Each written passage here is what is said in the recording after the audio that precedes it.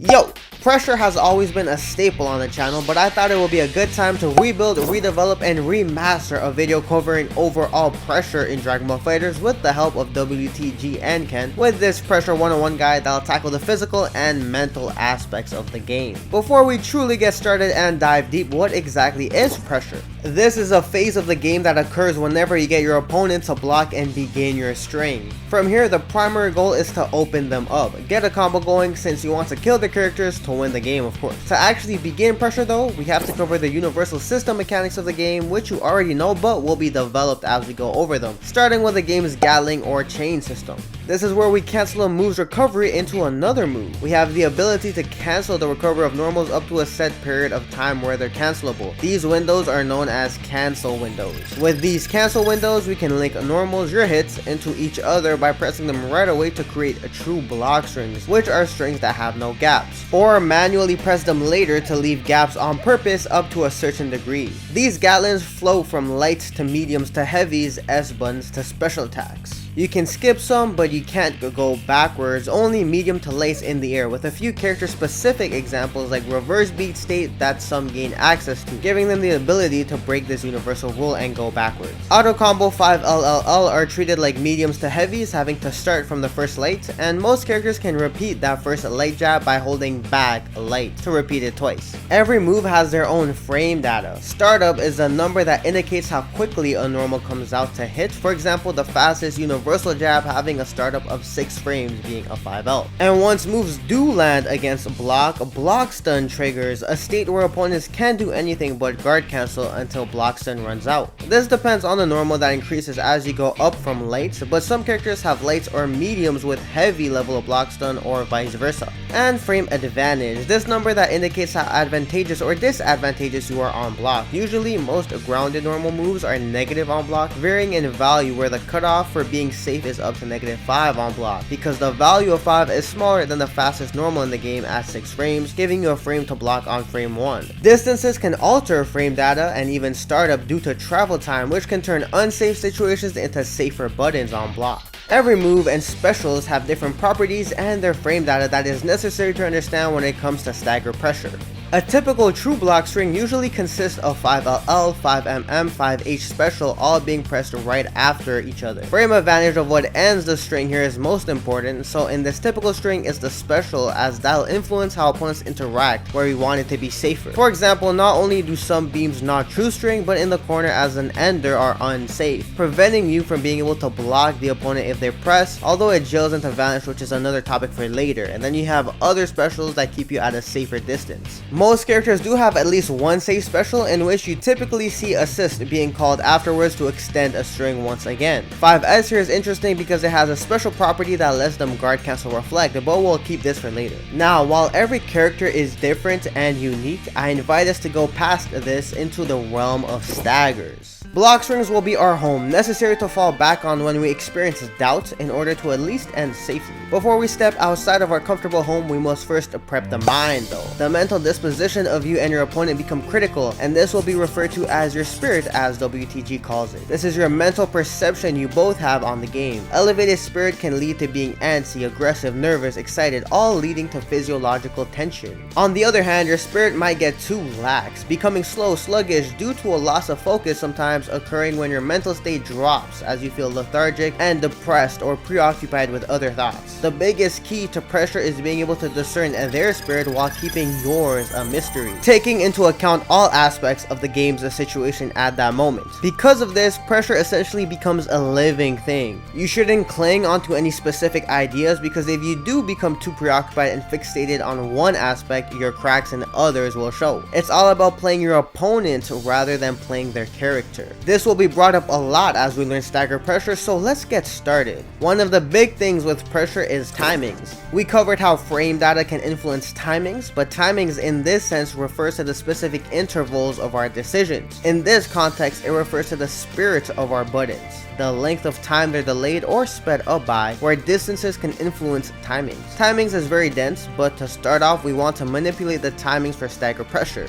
These timings allow us to accomplish 3 of its main components: frame traps, resets, and mix-ups. In true block strings, there's very limited interaction. They can hold a back and mash any button, but because they're locked into blocking with block stun, it doesn't come out until after there's a big gap, like when your turn is done. The only thing true strings can help with is if their spirit is overly high, making them feel like they want to mash inputs that prevent them from being in a down back position, like reflex, which forces you to hold a stand block with a back and S, or jump by holding up, so lows will hit without having to deal with that directly by true stringing, or if they just refuse to block the right directions. However, if you try to alternate between true strings and your universal mix-ups like grabs or 6Ms, it becomes much easier for defenders. The mash will come out in these big gaps to counter you, and it's very easy to see this quick switch in tempo. It's either a very quick true block string or a sudden stop in that constant rhythmic pattern for a grab or 6M or whatever. Our brain can detect these sudden changes easily though, and because the mash auto blocks and deals with these options, bruh, there's no incentive to do otherwise and not mash. They be your options while staying safe. That's pretty broken. If you throw assist in at the end, the only thing they have to do is react by holding up for a high block for a bit and then repeat, chilling by holding down back and mashing. However, we want to be able to manipulate this using frame traps, our first main component, which are basically when two back-to-back normals have a small gap between them, a gap that is large enough for the startup of the opponent's mashes to come out, but not large enough for it to become too active and hit you. So it's not big enough to land, just big enough for your hit to connect right before theirs. With our timings, we can control the size of these gaps in order to get the perfect counter hit. So this time if they mash while blocking, you get a free hit because of it, counter hitting jabs, jumps, vanishes, and more, depending on how precise you are with your timings and gaps. You can practice by setting the bot to counter with different timings. Most mashes occur a bit later than 0 frames since humans aren't frame perfect as they mash, and you should learn those frame trap timings on every point of your character's strings and normals because they all have different timing on different strings and links amongst the cast. For example, Bluku here, his L to 2M frame trap is small, meaning you have to press it rather quickly, but after 5M you have to wait and delay the 2M much longer because of the frame data we've discussed earlier. So the physical timing of you pressing 5M and then pressing 2M is longer. You have to wait longer with your button presses to get that frame trap to land compared to 5L going to 2M. So everyone has different cancel windows and timings for these frame traps. Make sure you master all of them for their unique properties and rhythm on your main characters. And there are also some natural frame traps in this game. These are Gallon strings that always leave a 1 frame gap between them without delay for an auto-timed frame trap. Like you can literally mash these and it'll still frame trap like Blue Vegeta's M-Rekka. Now frame trapping is preferred than 50/50s because the return you get from it is much higher. Most frame traps occur after your lights entering mediums or heavy, so you get a medium scaling combo, which scale the combo much better for more damage, being your TOD combo starters for free, whereas 50/50s rely on light starters and more resources to set up, leading to less output even on simple combos as comparison here. Medium combos will lead to more damage. This means you're able to generate more 2 touches for your team, killing a character in only 2 combos, since one of them will be an unscaled route.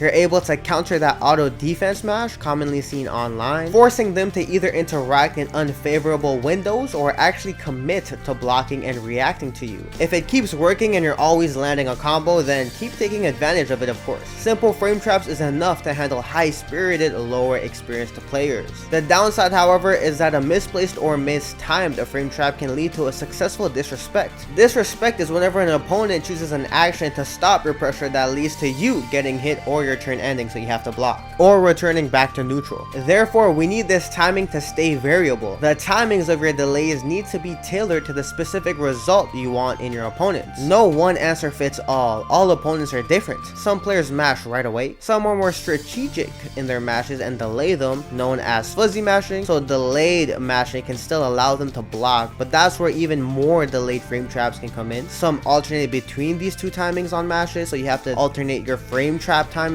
and you have to decide how big of a window you want the opponents to interact in. The bigger it is, the riskier it becomes for you, but you decide that. What we expect is eventually for them to realize they're dying to this 2-way interactions and getting punished by getting hit, which incites fear in mashes and creates respect to block. With this respect, we can sort of take advantage of it with the second component, resets. These are stopping a string to go back to a previous category of buttons or nothing. And for inputs, we'll just use dash to denote this, but you can reset 5H into 5L, 5M into 5L, 5L stop 5L, 5M stop 5M, anything can be reset back to anything. These are possible because of the respect that was afforded to us due to the threat of a frame trap. Because the frame trap's reward is so high, a sufficiently worried, spirited player will prefer to stay safe. They'll be thinking, will this scary frame trap come out? Maybe I should just block and be safe. These two need to be used together because a reset is only as good as the threat behind it. So for example, while I explained how you can technically reset 5H into 5L, the frame trap after 5H is a bit less threatening. It's usually just a special that requires resources for low damage, but if you reset in the middle of your mediums, where medium to medium or medium to heavy frame traps are very threatening, these resets at mediums contain more value, having more options to gatling into each other afterwards. With that being said, pressuring at 5H can be interesting because there's still 2H afterwards that can be delayed for a frame trap, some specials that auto confirm for you, some of these specials even being medium skilled starters. And that's where the character specific options come in, but it's up to you to show them how much of a threat your tools have after them. Only you can control the level of threat behind your buttons with your intentions and patterns you display. Once they see, recognize, and respect the threat, that's when the resets can really come to shine. Resetting accomplishes a lot of things. First off, once you introduce them to frame traps, you want opponents to try different things, the safest being block. However, frame traps can be countered by frame 1 options or even frame 4 options if the gaps are big enough, which consist of DP, reversals, and reflects. This is where reset baits come in. Sometimes simply stopping your pressure to reset into nothing is effective. This also applies to dash block resets as well. Every pressure interaction communicates something between you and your opponent, and stopping helps you take note of their habits and spirit. If they mash, you know that for next time their tendencies favor that option where you can just opt for a frame trap later on. If they delay mash, then you know that you should delay your frame traps even more. And then even if they vanish and stuff, waiting lets you react to punish things. And if they DP or reflect while you wait, well, they die for that. For reversals, you must keep an eye on their resources and characters. If they have a low health, you can expect their spirit to be more claustrophobic with an urgency on escaping. This is especially evident when they have tons of meter with 3 bars for level 3 or EX DPs with a I might as well spend my bar mentality, or on the contrary, if your health is low in range to be killed by a raw reversal, it may not be worth focusing on frame traps. For characters, some characters have DPs, some don't, so make sure you know the matchup and other characters' tools while reading the room. You even have super safe DPs like Beerus that's hard to punish afterwards, or Jiren with literal physical counters after physical hits connect, so be mindful of how character specific tools can influence the way a player plays. This is why you want to reset on safe normals, so it's not just related to having a threat after that normal, but also just being able to block in time in case they do opt for this high risk offensive answer. Because if you're not safe on that normal and they launch a frame perfect DP, yeah, you're getting hit by that even though you're holding back because it's just not safe. Remember, if things get scrambly, you may expect them to spend more resources to be safe, like vanish after DPs or spark into DP again maybe, but at least then you're draining down their resources. Reflex can seem stronger, but characters are still able to gatling out of this with far-reaching moves to anti-reflect early enough, enticing them to double to triple reflect to get rid of your anti-reflect string sometimes. And that's where bait resets or dash resets to get a huge punish on whiff reflex come in, being a very common way to kill in high-spirited opponents. Now, if they opt to just block, holding down the fort, reacting to your options, you know they have confidence in their defense, and if their defensive skills exceed your offensive skills, these players can be very, very hard to crack. But either way, if they mash on your save of resets, the worst that can happen is, well, you just have to block now. Work on your defensive skills to be comfortable and capitalize off stabilizing your spirit in set situations, and then you can get your turn going, especially if their pressure is pretty lackluster. Resets have multiple purposes, as you can see. Helps to identify habits and tendencies in opponents, baits to get something out of them due to their fears, but also to return back to our strongest lights. Lights are strong because of how safe and ambiguous they are. You have so many options out of a light to overload and mix options in. For your resets to be strong though, you want to be able to turn your rhythm with frame traps and resets to be identical with each other. Remember how before I said it's easy for our brains to see changes in rhythm? Now imagine if a 5M 2M frame trap had the same timing as a 5M delayed 5L reset, basically manipulating the delay timing after 5M so that the 2M and 5L hit at the same time. It's much harder for opponents to detect this change to know when to try and escape your pressure, making your pressure flow seamlessly for you to control as you desire to target specific things. Not only should slowing down be useful to make your pressure flow together, but being able to speed up to make them think they have a gap to deeper reflect, only for true string lows to connect as they input the standing directions can come in as well. Speeding up and slowing down both have their uses. Once you get these timings down, we can focus on overloading and mixing in our options. Usually we want to overload at our 5L, which is why resetting into it is so useful. While characters have different safe normals at different points, 5L or 4LL will always be safe and allows us to tick throw into Dragon Rush. 6M can then come into play, being much more effective before lows because low 2L and 2M and other lows are still threatening after 5L. If 6M is used after opponents know your 2L 2M lows are done, it's much easier to expect and see it coming since they no longer have to worry about holding down back. High blocking is enough after your 2L 2M if you don't have any more lows afterwards. And again, this is where your timings can come in. Slowing down can make the 6M and DR right after 5L feel the same as a delayed 2M after 5L frame trap.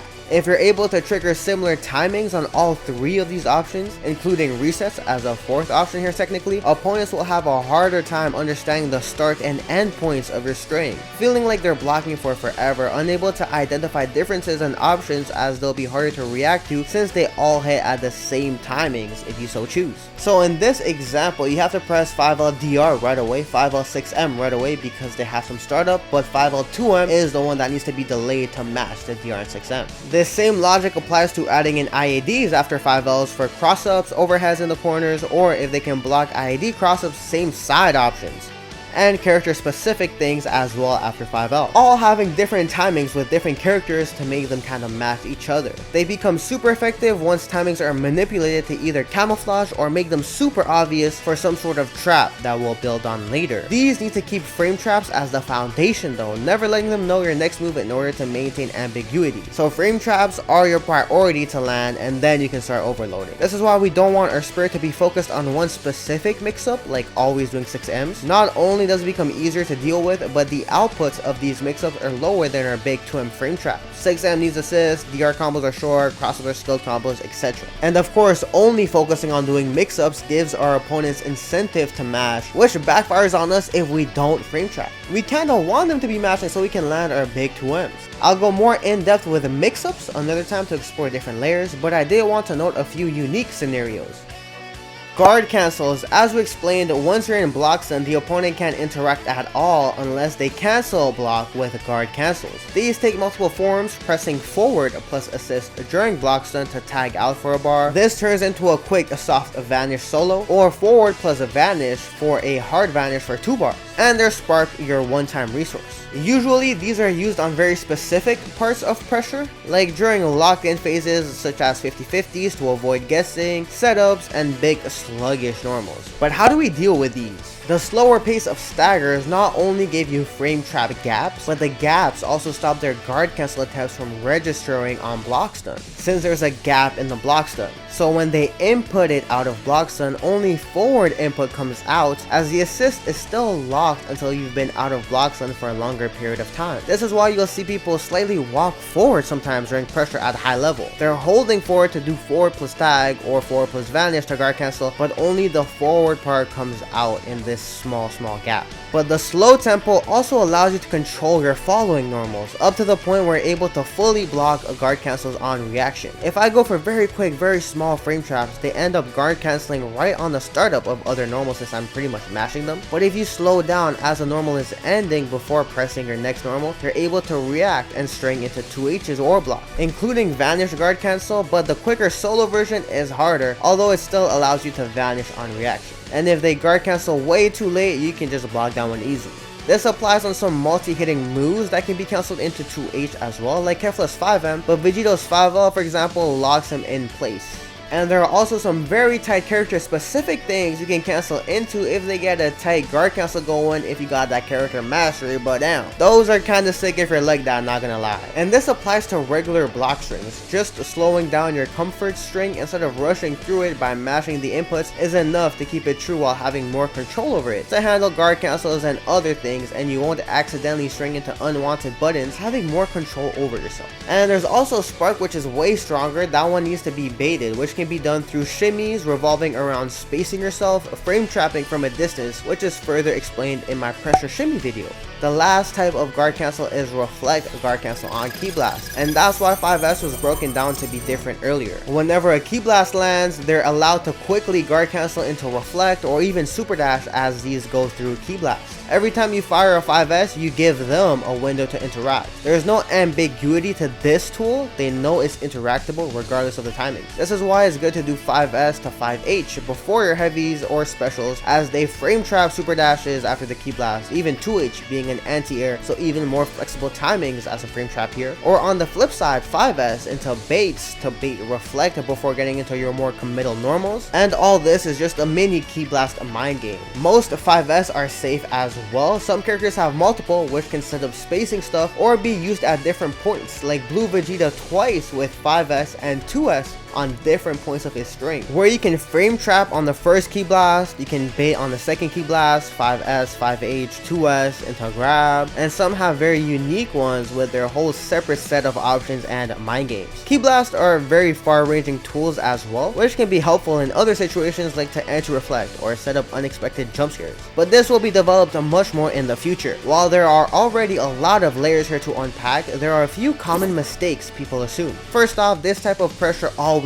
carries some risk to it. Sometimes you'll be wrong, especially when first practicing it on actual opponents. You need to experience this in order to improve though, and because it's new, it'll be mad uncomfortable. We tend to stray away from new things we're not good at, but you can't expect yourself to make accurate, precise pressure reads right away. Having someone who's good in these concepts to help in real time is a huge boost to help you get there, but personal experience can never be skipped. Just because you're bad at something though doesn't mean you should give up on it. When you first begin, fear is a common emotion that influences our spirit. Fear of not knowing what the opponent will do, which elevates our own spirit. And remember, if our spirit is shaken, it's harder to rationalize our thinking, where we become more tunnel vision, like getting too focused on landing that huge 2M frame trap when they've just been blocking for a long time, accumulating massive amounts of bar to let a reversal fly. And it's just much harder to control our timings in this state anyways. Shaky hands, fast brains, our buttons are just being mashed. With enough spirit control, we can calm down our actual physiology to have in-game effects. So if we were in a more calm state, we would notice they have these resources and rationalize like, bro, obviously they're gonna do a reversal, and then we punish them for that.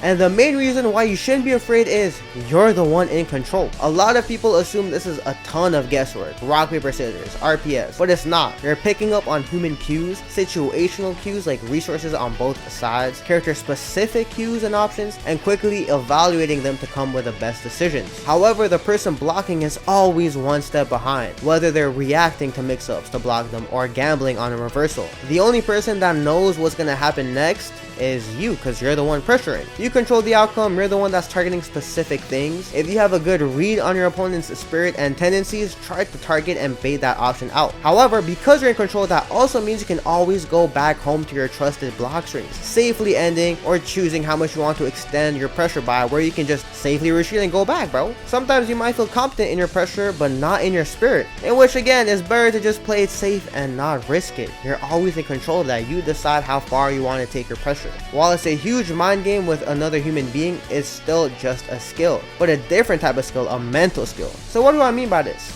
Well, it's not just an execution thing like a combo. Everyone can physically execute the same type of 50-50, the same type of combo. I just tell you what to press and you press it. There's no additional thinking behind it, only doing. But pressure being a mental skill relates to understanding how to interact with another human being, and that goes much deeper. Being able to get a read on their spirit, on your own spirit, manipulating rhythms, timings, micromanaging resources, etc. with the same execution on pressing your buttons accurately accurately is all a skill that can be developed over time and needs to work together. Not only do you have to work and build yourself up, but you also have to develop these timings and options with your specific characters that all behave differently. What's good to know though is that a skill is always something you can work on and improve. Thank y'all for stopping by. I hope you learned something new. Gonna build on more pressure on the channel. Stay tuned for that. Leave your thoughts down below. Hope you enjoyed, and I'll see y'all next time. Peace.